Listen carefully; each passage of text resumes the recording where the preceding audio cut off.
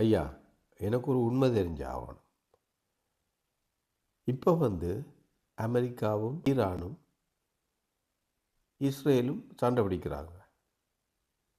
ஆனால் சண்டை பிடிக்கிறவனுக்கே தெரியலை என்னது சண்டை பிடிக்கிறோமான்ட்டு. இப்போத்த நிலையை பார்த்தா சும்மா இருந்த சங்க ஊதி கெடுத்தா நான் மாண்டியன்னு சொல்லுவாங்கள்ல, அந்த கதை மாதிரி தான் ஆகுது. 20% கச்சா எண்ணெய் ஹோமோஸ் கால்வாயால் வரணும். அது வராதபடியாக உலகத்தில் இருக்கிற பிரச்சனை நீங்கள் உங்களுக்கு தெரியும் தானே. என்ன பிரச்சனை?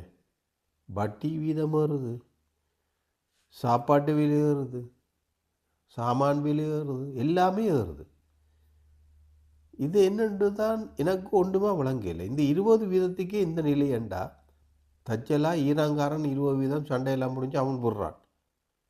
மிச்சம் 80% உலக நாடுகள்ல எல்லாம் இருக்குது. அங்கே எதுவும் பிரச்சனைண்டா எனக்கு யோசிக்கவே பெரிய கஷ்டமாக இருக்குது. ஜோசியும் மண்டையில் மயிறு தான் குறைஞ்ச ஒழிய எனக்கு ஒன்றுமா விளங்க இல்லை. நீங்கள் யோசிச்சு பாருங்க. நன்றி.